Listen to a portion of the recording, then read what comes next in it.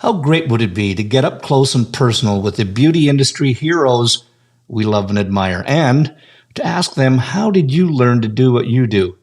I'm Chris Baran, a hairstylist and educator for 40 plus years, and I'm inviting all our heroes to chat and share the secrets of their success.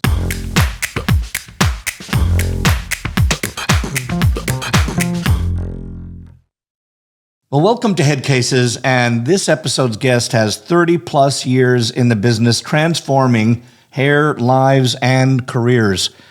She's a master stylist, brand educator, business owner, and a leadership development coach.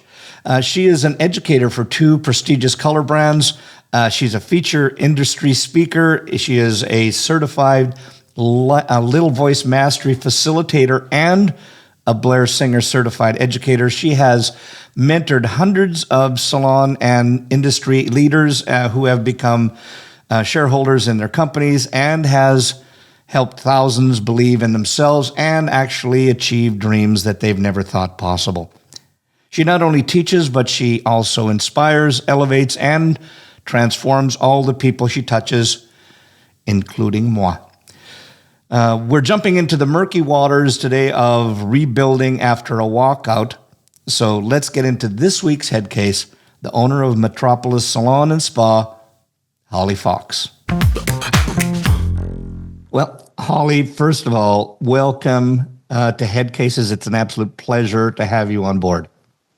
Thank you so much for having me, Chris. I'm super excited to be here. And, this is the first time I have to say that head case to me is a little different than it usually is, because usually I'm saying I'm a head case, and I'm like, oh no, I get to be on a head case. I love it. So thanks. Yeah, well, and thank you, because I think the thing, we've had a lot of people asking us questions beyond just like, what's the inspiration you get from people? And that's the main reason why I wanted to have you on here. And first of all, I'm going to say this with unadulterated pleasure, simply because we've known each other for a long time. And yes. And I can remember I think the last time that we were together was in Minneapolis, and you were doing some programs in there, and I was sitting in the room, and I was just absolutely blown away by your speaking ability and the way that your authenticity came out with the audience and how they just connected with you immediately. And I watched everybody watch you, and everybody was taking notes, and everybody was discussing all the things that you had to say. And that's one of the main reasons why I wanted to have you on here, because we have those ones where it's just, it's about the people that we know and love in the industry, but it's also, we wanted to make an impact where we can actually give out info for people where they really do some of the things that some people might keep hidden under the table, like what we're going to talk about today with walkouts. Everybody goes through them. And that's really why I wanted to have you on here, because I know your expertise on that can help people with it. But before we do, I always like to know, so people know a little bit of the synopsis of your hair story. Where did you get in? How did you get into it? What prompted it? What was your journey? Oh, man. So you're taking me back a few years. I have to say, I think 3 or 4, yeah? 3 or 4, yeah. I sent you over my bio, and it says, I think I was born with shears and a color brush, because it just always has been part of who I am. I was the kid that was cutting my own bangs, cutting my Barbie's bangs. I had one of those heads, where you that sits on a table where you do the styling. I'm probably even dating myself. I had a doll that you press the belly button, and it pulled out the hair, and you're like, so it's always been a thing for me. And I just have always loved it. I did try the college thing for a year and a half. I majored in partying when I did that, so it wasn't my thing. And so, and I was called to do it. I love it. I love making people feel beautiful. It definitely wasn't an easy journey. Once I explained to my parents what I wanted to do, they were all on board. But, I grew up in a small town. People were like, oh, you got to go to a 4-year school to be successful. And that's just not the case. And so here I am. I've got a couple of my kids that are looking to join the industry too, because I realize how much I love what I do every day. It's evolved a little bit, from being behind the chair to being a mentor to now being a salon owner and a coach. So yeah, it's in my blood. Yeah. I did go through that And I'm trying to think of a clever response for a BA. I never had the grades that I could have went. They would have rejected me. But I did go through that where it was part of your brains out, and then until you get some of that out of your way. And but what was the hook that gave you into? You've always loved hair, but where did the education part start? How did that happen? A lot of that happened for me because my dad was a teacher, and my A parents school were like, teacher, "Oh, like as in a school school? teacher." Yeah, Oh yeah, yeah. yeah. Get this, Chris. He was a math teacher. So yeah, I mean, when you talk about two opposite sides of the spectrum there, yeah, he really tried to get me to understand math. And I was like, I just love playing with colors and doing the color wheel. I'm going to just focus on that.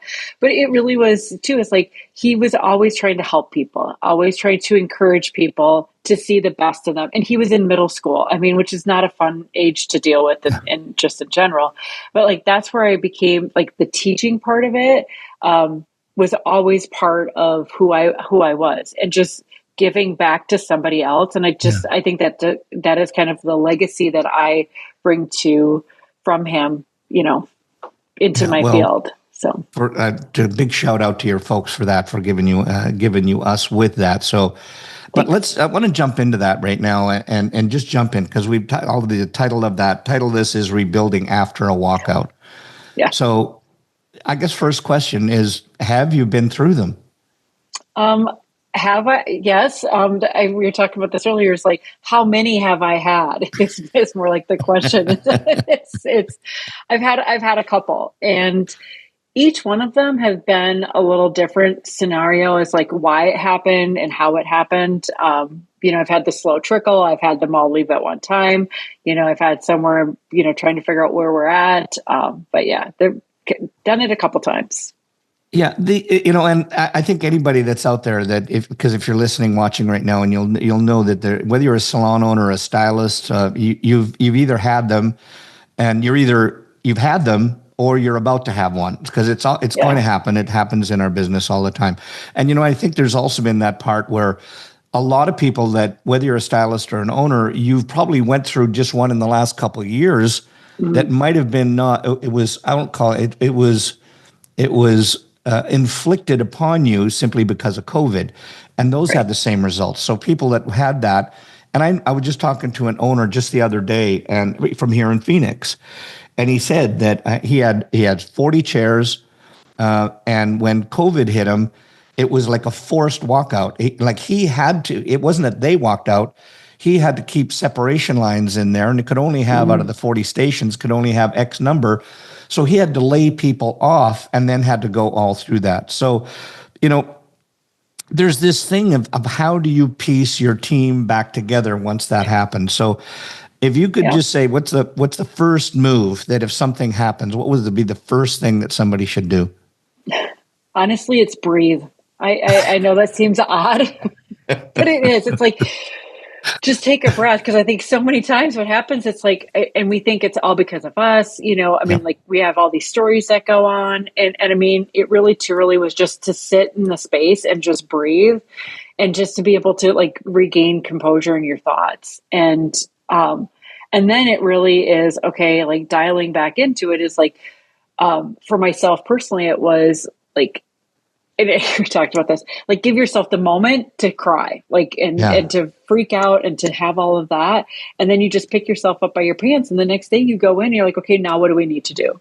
What are the things that need to happen in order for me to do it? But I think sometimes, what I've done in the past, or I've seen happen too, is when people do this is they just go into work mode and like, I'm going to do this and I'm going to like almost like you hit the ground running, which you have to do. But if you don't breathe and you don't allow yourself the space to like have the cry or yell or scream, you just aren't as effective. I just don't find that you're just hitting the points where you need to be. It's interesting because I've gone through them, and my version of crying was, and this happened to me, and it's something that happens whenever you hit a big, huge wrinkle in your life, in your career. And to me, is the only way I could get over them is, I might have cried, got PO'd, I got upset, yelled, screamed, did whatever. But it was always, and I had that same thing you just talked about. It's at me. What did I do wrong? What's this? Why is this happening to me? All this stuff that goes through our brain. And I think our mindset shifts. And I found the only thing that I could do is I would just, I'd go to bed, and it was just like I'll go into bed, fetal position, thumb in my mouth, twirl Yep. my hair, grab my wubby, and feel that soothing feeling of that. And no, I didn't have a wubby, but I wish I would have at the time. But the reality is we take that on ourselves. But at the end of the day, we still got to remember that we're the leader, right? Right. And I know that we talked about a bit about this at the beginning, and we talked about we both believe in have codes of honor, and I Yeah. think that code of honor is something that I want to know how you used that during the walkout. But maybe before you talk us about that, we've got people out there that might not know, like, what the hell Mhm. is a code of honor, and how do you use it, and how is it Yep. different than maybe what do you call it? Your rules of regs that you have just in your house for what to wear to school. Your new policies and procedures is the word I'm trying to figure out. What Yeah. is To it me, those, exactly? well, and like you said, those are policies and procedures. Like these are the rules Yeah. where like your code of honor is your value. It's the things that to your core you believe in. I have a personal code of honor. I have one with my husband. I have Hmm. one with the team.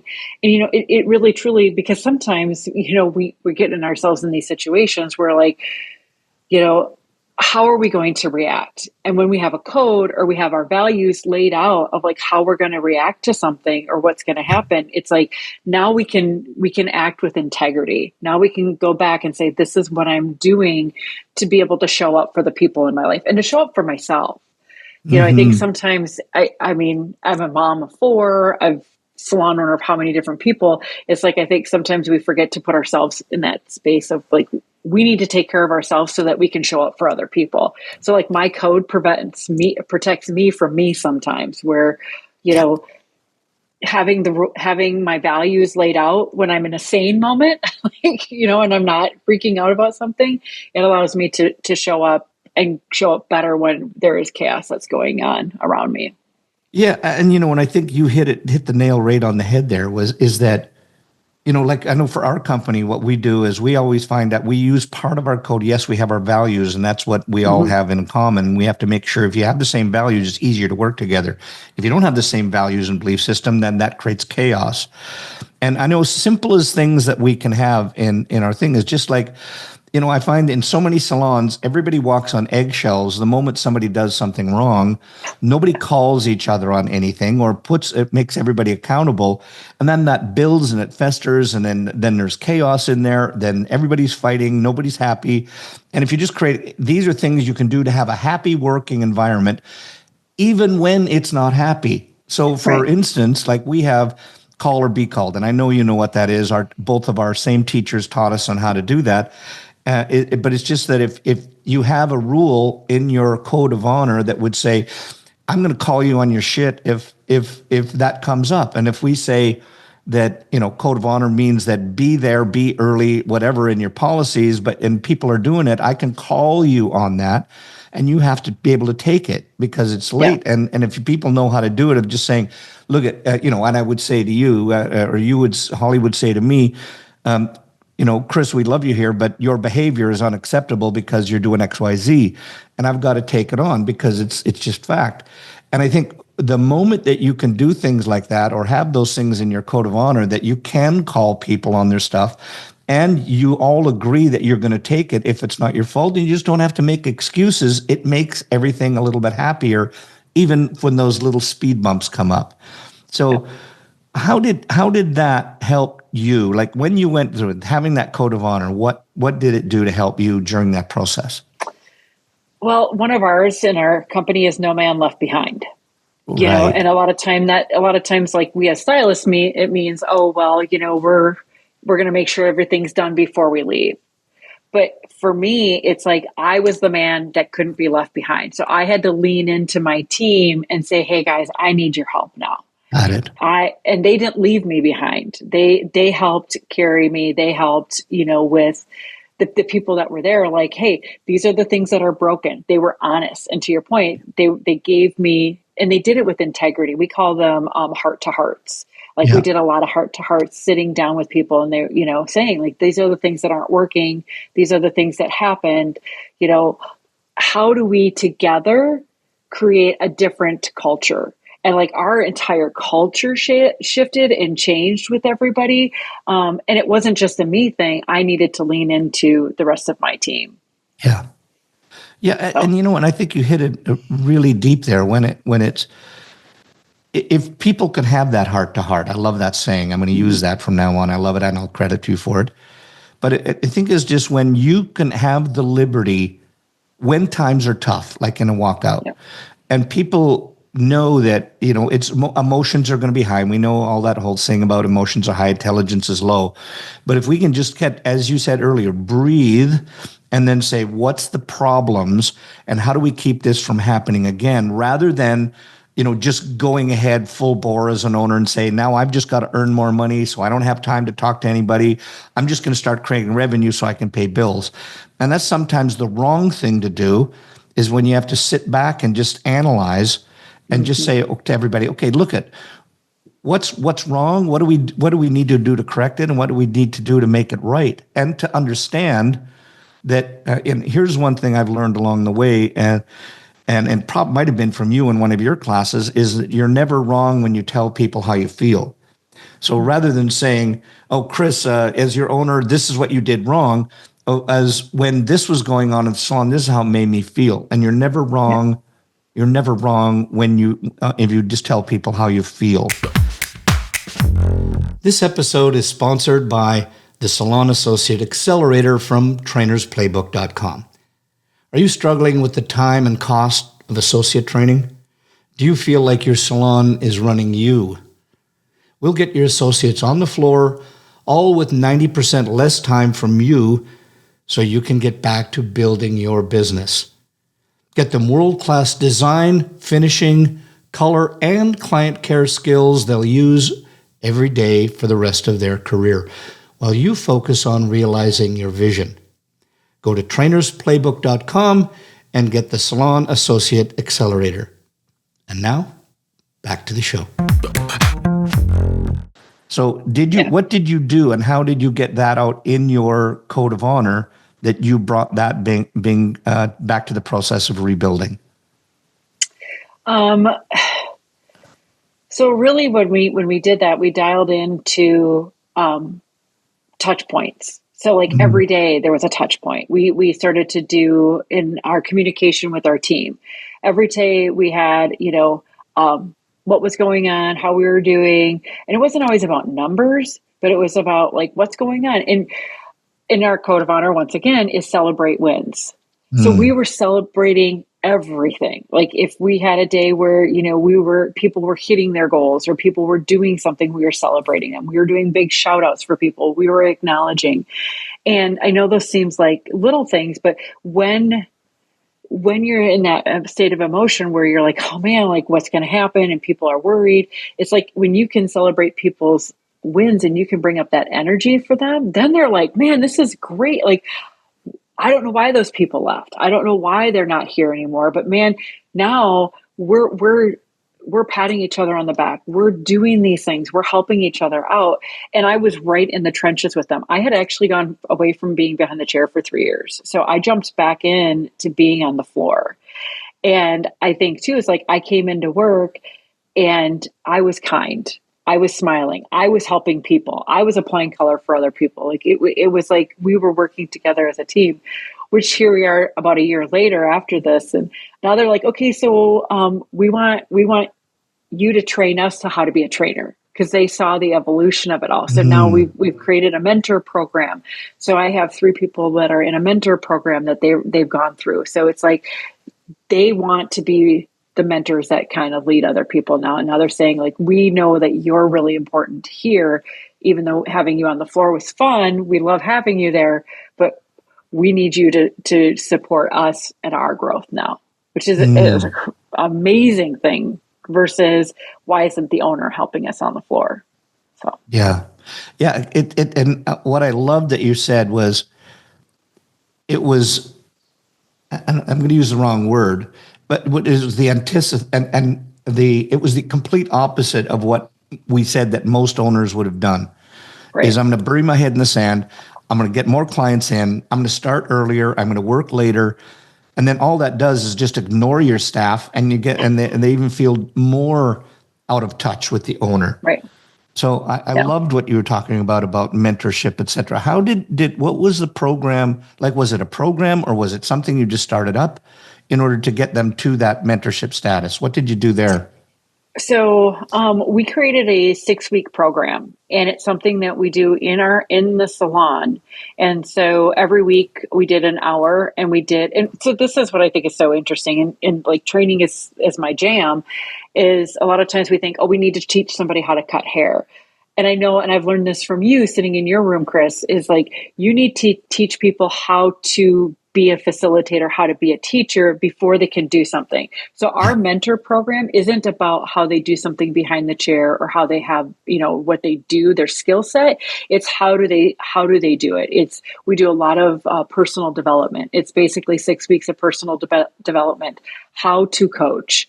We talk about the see-do method. We talk about how do you coach people? How do you talk to their little voices? That's another thing. Like we created all of that during this time. And the people that are stepping up are feeling really good about where they're at. And we talked about this. It takes a level of vulnerability as an owner as well to be able to be in this space. Yeah. Like I can't do it all. I'm leaning into my team. Do you find that, it's funny as you're talking here, and people watching see me have my pen here, and I'm always doing little doodles as it goes along to help me remember. And I just wrote down like a squiggle that was up and down with an arrow at the end that went up slightly. Because I think we always have to remember that we got these valleys that we go through, and you're going to go through them. It's like, life and business is not just 100% holding hands, singing Kumbaya, and having happy camp. You're going to go through wrinkles, and you're going to go through problems, but you've got to, what's the process you go through to get to the other side? So here's my point and it's actually 2 point to this, is that, and while I'm not going to blame anyone in particular, I've often found that sometimes, whether it was things, and I'm going to relate to what happened in our businesses, is whether something that the business did that they didn't like, but if that problem exacerbated, and those people ended up being these, they would kind of spread this little cancerous thing around, and they would gather people, then they would all leave, and we would go through that, everything we talked about earlier. But if people would just remember that when you go through that hard part, that squiggly line goes up, because every time it gets better. Mm-hmm. And sometimes getting rid of those, let me rephrase that, because that sounds like, sometimes when those people leave and find happiness somewhere else, that your happiness and your culture goes up and it increases. Does that make sense, or was that just me? No, it totally makes sense. And I think too, when we were talking about this, is like, I buried my head in the sand in this specific incident, this last walkout. It was like I buried my head in my sand because I knew things were going on. Like you're talking about like the seed thing, and you're like, yeah. And I know owners do it. I mean, like I talk to owners all the time, and I know I've done it too, where you just put the blinders on, where you're like, if I only focus on this, it'll be okay. Things will go away. It'll work itself out, that kind of stuff. Yeah. Yeah. Yeah. It works itself out into a walkout is what it does. Yeah. Yep. Sure did. And so it's like for us, and when that happened with the team, it's like, because we put our head in our sand, it allowed us to become more authentic and have bigger conversations with our team too, because now they're not afraid to say, you know what, I just don't think this person's the best fit, or this person needs help somewhere, and how can I help them? And so it wasn't just people were coming to me to fix it. They now became responsible for what was happening in the company, right, and inside the culture. And to your point, I'm going to take it. When Stefani said this on The Voice, she's like, everybody leaves here at some point. And I think that that was something that I really took into this last time was like, everybody in this company is going to leave at some point. I'm going to Mhm. leave. My partner's going to leave. The people that are like, at some point, things are going to shift and change. It's like, how do we make people feel comfortable enough to make that change without it being hard feelings. And I think that was Yeah. something too, is like, and I tell my team now, like at some point you're going to move on. Like, I don't know what that, you could move to a different state. You decide to have a baby. Maybe you do decide to do something else. It's like, but no longer is there this anticipation of pain or this fear that's involved Yeah. with it from both sides of it. You know, my team too, they were like, they only did what they knew that that they heard they should do. So If if you could, I mean, based on that, is this, we've been talking about what, as it goes through, et cetera. But if you could give, based on your advice based on what you went through, what would you tell owners to do in order to come out stronger after it? Because I think that's a big word in there, is to come out stronger at the end, as opposed to just being where you were before, trying to get back. What can you do to make this even better at the end of it? What would you advise people? Um, so we did, it's called a SWOT analysis. It's strength, Mm-hmm. weakness, opportunity, and threats. Mm-hmm. And we did it with team. Like, so we did it with our leadership team, but that's really what I would dial in on, because when you look at it, like, what are your strengths as a company? And I think, when we start off after a walkout, we're like, oh, everything, we try to change everything, but really it's kind of going back to celebrate the wins. Like, what are the strengths? What does your company do really freaking well that now you can bring to that next level? What are the areas that you're weak in? Like, where are the areas that you're more challenged in? Then when you look at the opportunities, where does your company now have opportunities? Is it to add new services? Is it to, maybe do some different things with your team?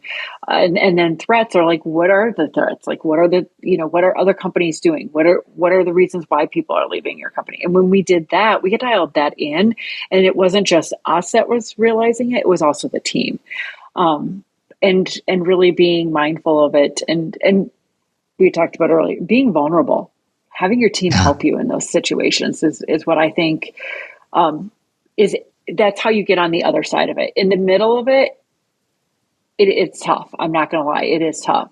But when you can get to the other side, it makes a huge difference when you come out on it with your team too, being able to have those conversations.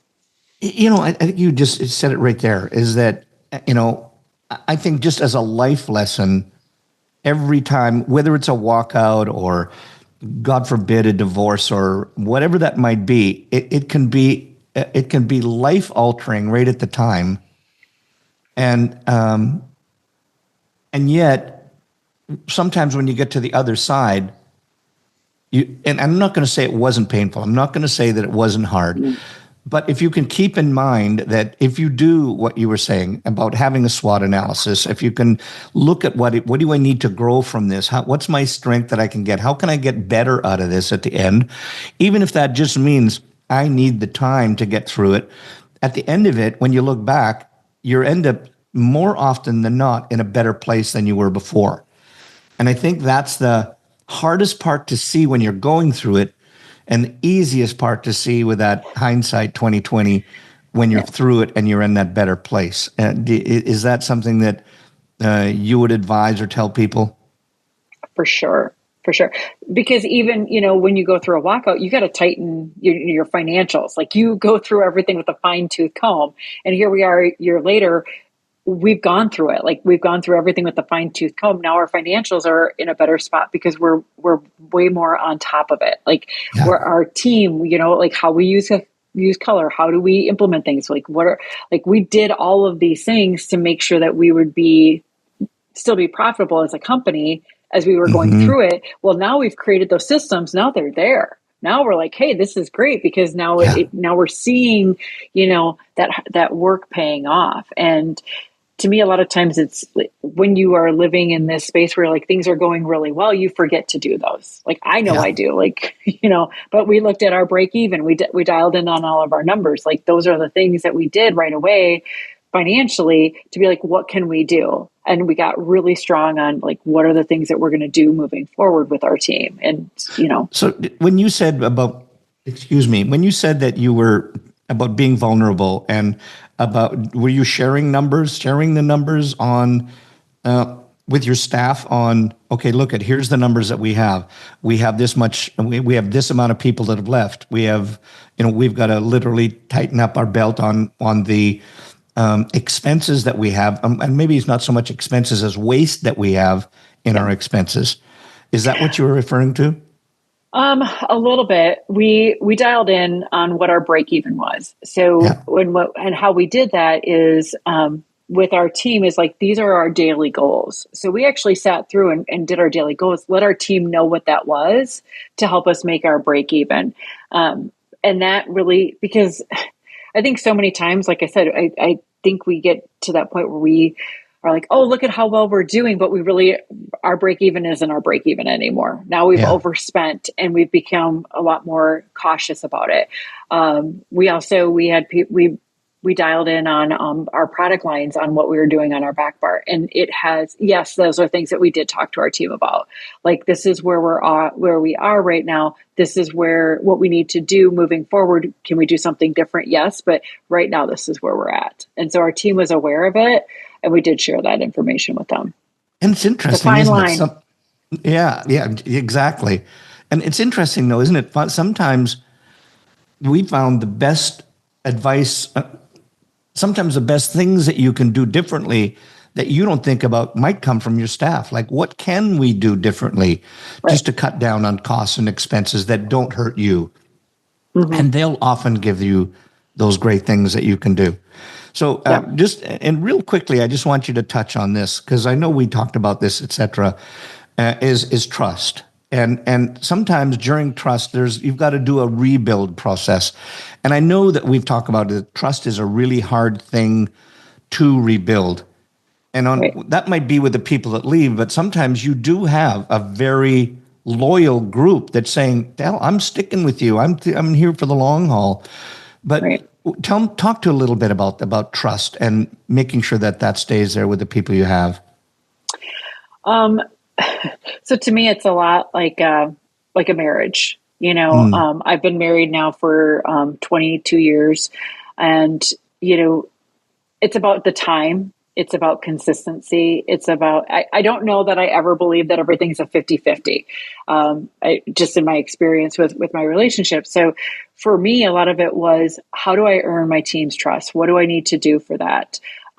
We spent a lot of time together. We did a lot of team bonding, where I also know what their love languages are. We found out really fast, like, what are people's love languages? So we would come in, and for some people, it was a gift, making sure that I talked to them and giving them a gift. Some people were words of affirmation, talking to them and really celebrating them. Sometimes too, is like, I would ask them for help because they wanted to be, active service was important to them. So it really was building that up, that they could trust me. And so I know a lot of salons will be like, oh, we have an open door policy. Like, and I've said it before, like, oh, we're open door. But realistically, like, just sitting in the back room and having a conversation with them and talking to them and knowing what's going on is what helped build that up, and built that culture up. It's all been good stuff. And I just wanted to say, like, first of all, just before we kind of wrap this up in here, because this has been a great conversation, and I do want to have you back on because this is great. And to that point, if the people listening out there, if you love this conversation and you want to have more of it, we'd love if you can give us a review on there, whatever platform you're on, and leave a review for us or leave a comments, just so people we can have more people in here that can take advantage of information that you have in here. So I just wanted to say, Holly, thank you so much for taking time out of your day and being able to share this thing, particularly on such a sensitive topic as having walkouts. So thank you so much for being here. Thanks for having me, Chris. It's been amazing. I appreciate it. And, I like to share these things because I know for me, it was having friends that had also been through it and having a community made a huge difference as well. Yeah. And if people want to get a hold of you, like let's say if they want to, salons want to get your advice or want to have you come in and talk to them about it on multitudes of topics that you have, how can they get a hold of you?